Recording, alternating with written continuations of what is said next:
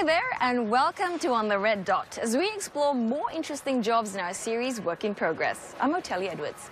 Now, Singapore has been known as a garden city for decades, all thanks to our parks and manicured roads. Today, we check in with those who strive to take things one step further and make Singapore a city in a garden. We begin at the latest jewel in the crown, the Gardens by the Bay, a showcase of plants from all around the world.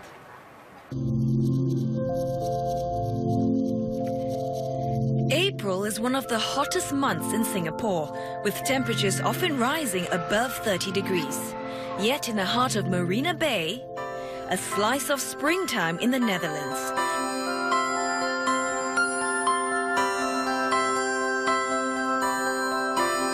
"25,000 tulips flourish in the flower dome of the Gardens by the Bay.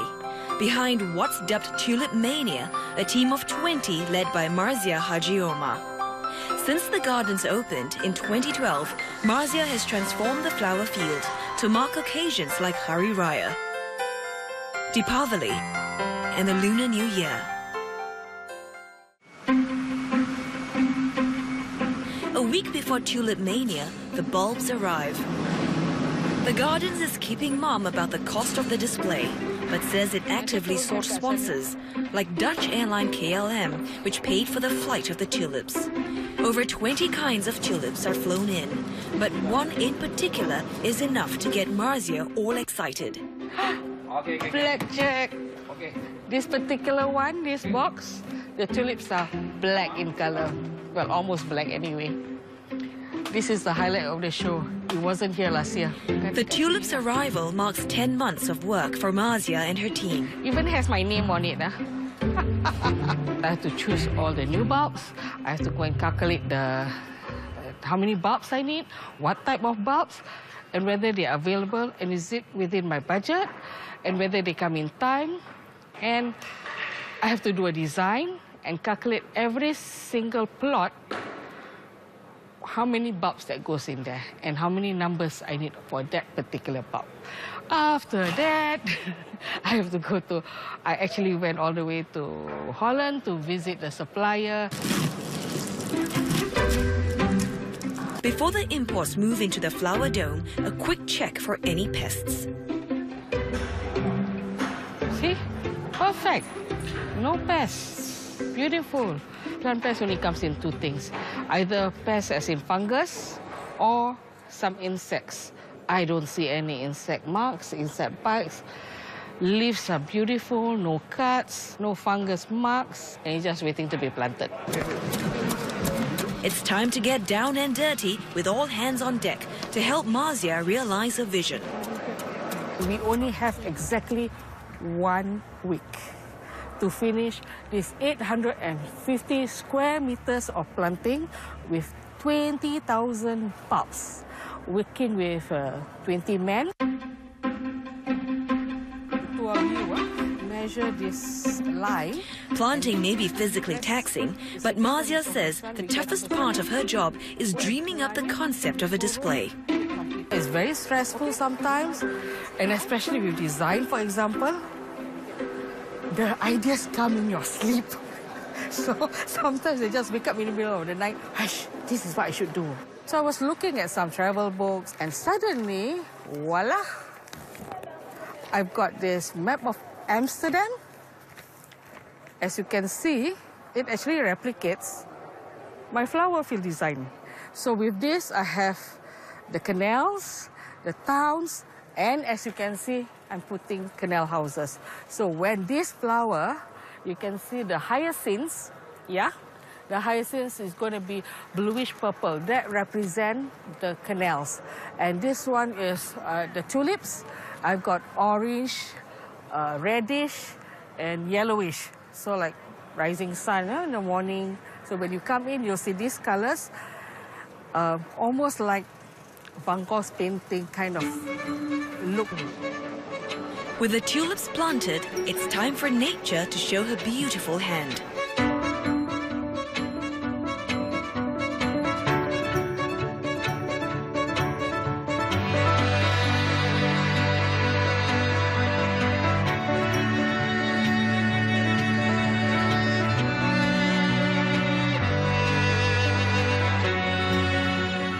From concept to completion, Tulip Mania took almost a year.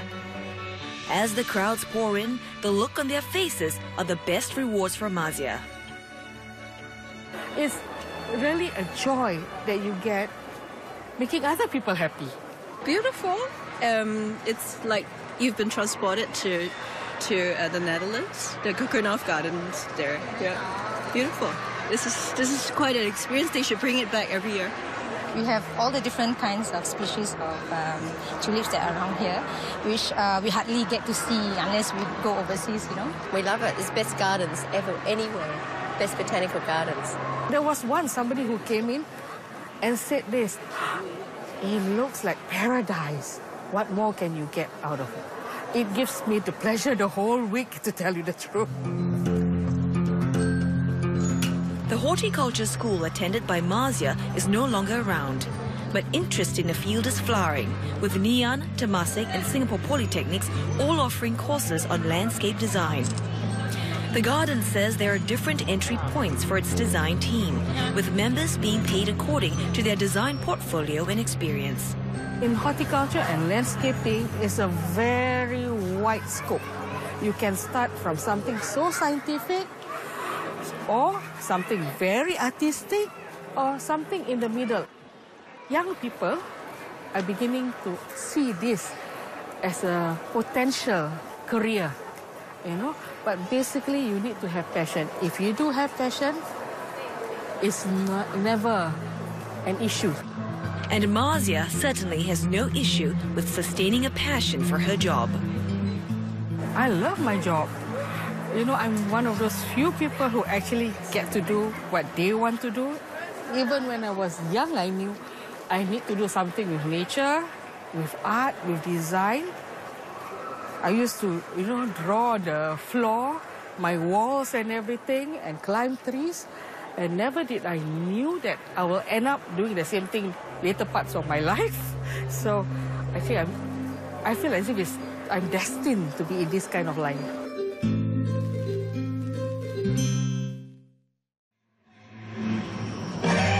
Twice every night, these man-made trees come alive at the gardens by the bay. The 18 super trees don't just look like rainforest giants. Solar cells on their canopies trap the sun's energy so they can dazzle at night.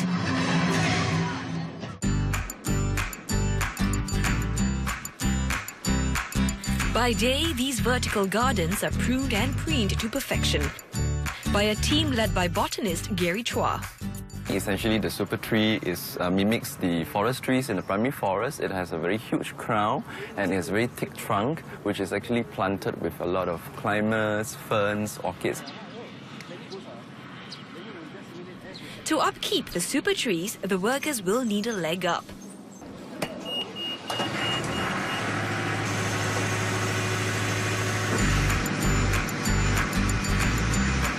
The trees go as high as 50 meters, so it's not a job for those who fear heights. Originally from Myanmar, Kin Mong So came to Singapore 20 years ago to work as a landscape artist. Now a Singapore citizen, Mong So is an expert in growing bromeliads. I supposed to spray fertilizer for this super tree because all this bromeliad is epiphytic plant, what we can say air plant. So we don't have any media inside there. So we had to spray once a week, every time. So now every week we spray it, all the plant you can see Thuringensis also growing, flowering, and even climber become passion fruit. The bromeliads that we have on the super trees are essentially consisting mostly of tank bromeliads. So tank bromeliads have a reservoir of water in the center. So as you know, if there's water, there's always mosquito breeding. So to prevent that from happening, So also regularly applies BTI, which is actually a biological pesticide. Some of the plants on the super trees come from as far away as Florida and South America. There were fears that they might not survive the climate in Singapore. But the heat wasn't the only threat. Some of the problems that we've encountered include people stealing plants from our super trees. And in fact, we have a specific case whereby we had a CCTV footage of some guy scaling the super trees, and we caught him on camera and handed over the footage to the police for follow-up. The garden's operations team includes people with a wide range of qualifications, including those with ITE and other certifications. The only prerequisite, a keen interest in horticulture. To develop an interest in gardening as early as primary school. I saw my mom planting a bit of Japanese rose along the corridor, and she just have green fingers and all that. And from there, I joined the gardening club, and I took a sprig of the morning glory, and it was able to grow on its own, and that got me going. I learned a lot of things from plants. One is to be resilient. In life, there's ups and downs. We just need to know that the bad times will eventually pass. So just hang in there, stay strong, and persevere. At the end of it, we'll just see the rainbow. While the super trees and the flower dome are icons of gardens by the bay, the man-made lakes are just as important to the ecosystem here. Renee Koh calls these lakes her office. Hi, my name is Renee. I'm from Gardens Operation. My job is to maintain the cleanliness and health of the plants and the lake. So this is a dragonfly lake. It's about 0.73 hectares, slightly smaller than a standard football field, and it's one of the 5 water bodies around the whole gardens. Aquatic plants soak up impurities in the water before it flows into the marina reservoir, so it's important to keep the plants in the lake healthy. And it's one of the man-made islands.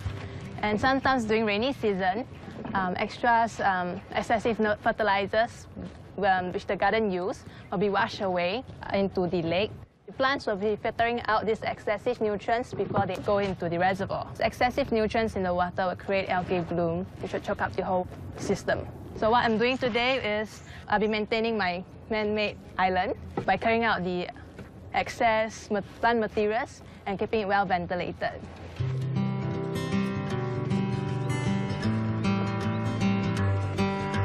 Renee studied horticulture at Nanyang Polytechnic and interned at the gardens before she netted this job. But what set her on this career path was, believe it or not, a gory picture. When I was in secondary school, I saw a book of a frog in a pitcher plant. So that got me very interested in it. And when I was choosing for my poly courses, I saw this course called Horticulture and Landscape Management. And it says that I could design my own garden. So I entered that course. Even though her job requires an extensive knowledge of plants, Renee says many people still think she's just a gardener. My job has more than just being a gardener. It has research. And I have to research on the plants that are suitable for the area and what uses they have for this particular area. So it's more than just planting it for aesthetic purposes. The interesting thing about the aquatic plants are that the fertilizing are different from land plants, and there are more limitations to what I could use and not use in the water. Looking out for snails and snail eggs, removing them because the snails damages the lilies. Like Renee, many who joined the gardens as interns have since taken on full-time roles. Her job here allows her to keep making new discoveries about Mother Nature. Nature has so much to teach. It's a living organism. It evolves, it mutates. So every step you do is not a hard and fast rule that everything you do will be the same after 2 weeks or after 2 years. You might need to change your tactics or change your ways in fertilizing it because it got used to it. Well, life in general it's like plants. We change. So we evolve. You must keep an open mind because things doesn't stay the same.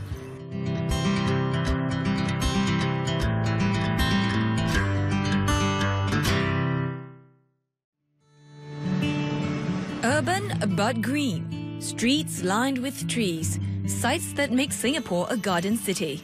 The National Parks Board looks after nearly 1.5 million trees in public places. Chi Zhiqiang is one of 5 tree doctors taking care of the 20,000 trees in the Botanic Gardens.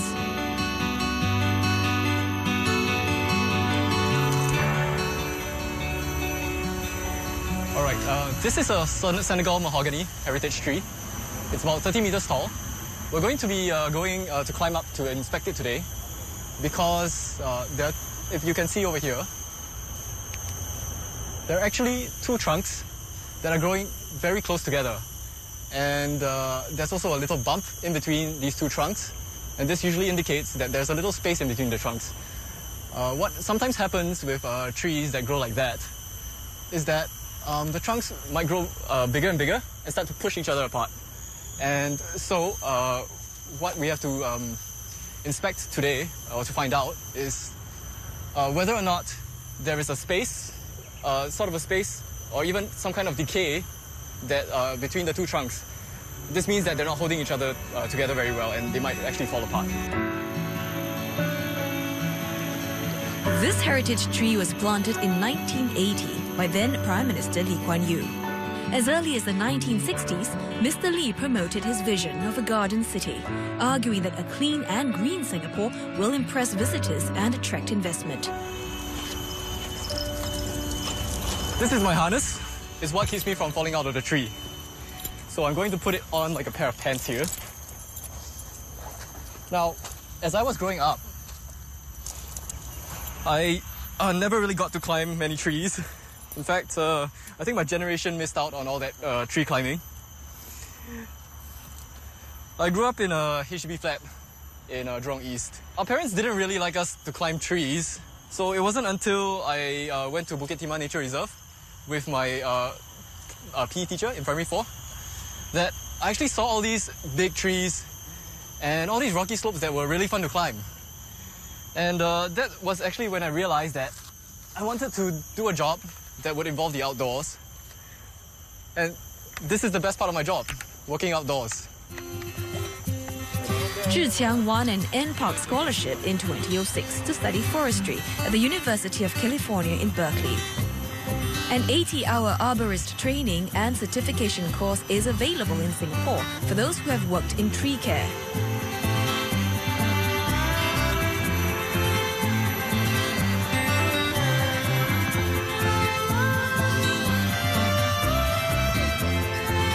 There's a lot of deforestation going on around the region, and all these forests that we're losing a lot of tree species that we are actually conserving in the Botanic Gardens today.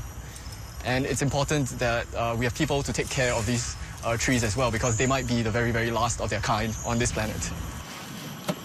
This is a resistograph. It measures the resistance of the wood that's in the tree against a drilling point that's coming out at the end of this machine. It helps us detect whether or not there is decay or some pockets of air within the tree itself, because wood that is decayed tends to have less resistance against drilling than wood that is sound.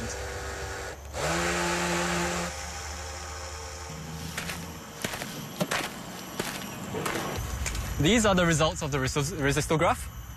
We've hit the pocket right here. Shows that there's actually a little gap in between the two trunks. Out of all this almost 40 cm, we have about 4 centimeters, which is an empty space. And that's about 10% of the tree is sort of empty in the middle.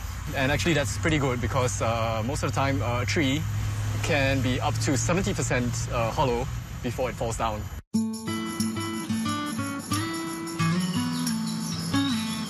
Zhi Qiang received some arboriculture training at the Center for Urban Greenery and Ecology. Jointly set up by NParks and a workforce development agency in 2007, the centre has trained more than 6,000 workers for the landscape industry. NParks has grand plans to connect Singapore's green spaces with a round island route. Its design division is headed by landscape architect Damien Tang. He's been hooked on design ever since he was a kid. What is the gradient? What is the... When my mom saw my interest in drawing and doing arts and craft, so this is when she actually told me, well, why not be an architect? And that just stuck with me for the longest time. So over the years, I have been doing a lot of different sketches, doodling, from buildings to landscapes, you know, and even cartoons. I began pursuing in the path of architecture. So along the way, I also saw the opportunities what landscape architecture can create for people and the environment. There are many things to consider when we design a park connector. We must think about the user experience, how we connect them to the greenery, also to the waters or even to the coastline. And this is when, as a landscape architect, we also have to think for the environment. How do we bring biodiversity or enhance that biodiversity such that people experience the wildlife, experience the birds, so that families can enjoy and really see the wildlife and get connected with them. Across the island, there are now 220 kilometers of park connectors linking Singaporeans to nature sites. Over the next 6 years, another 140 kilometers of park connectors will be built, bringing the total to 360 kilometers. Surveying on ground, we find that this is a very beautiful stretch of coastline. In order to give the user the scenic experience, we have planned for a park connector to really run from the Punggol Promenade all the way to the Pasir Ris Park.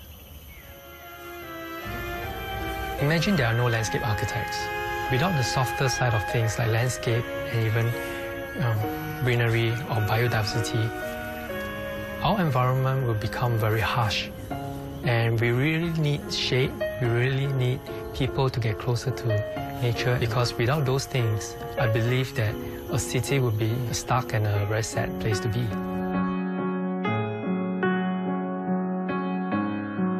To be one with nature is a luxury for a city-state like Singapore.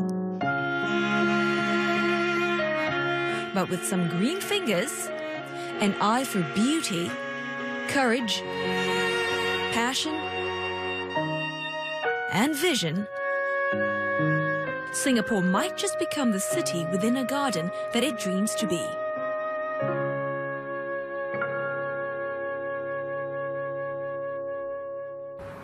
And that's our salute to the green warriors on the red dot. If you'd like to catch this or any of our past episodes again, do head to these websites. Next week, we wrap up our job series with a rare look at the men and women behind Singapore's defence science industry. Check out our Facebook page in the coming days for more details. I'm Ottilie Edwards, and see you again real soon.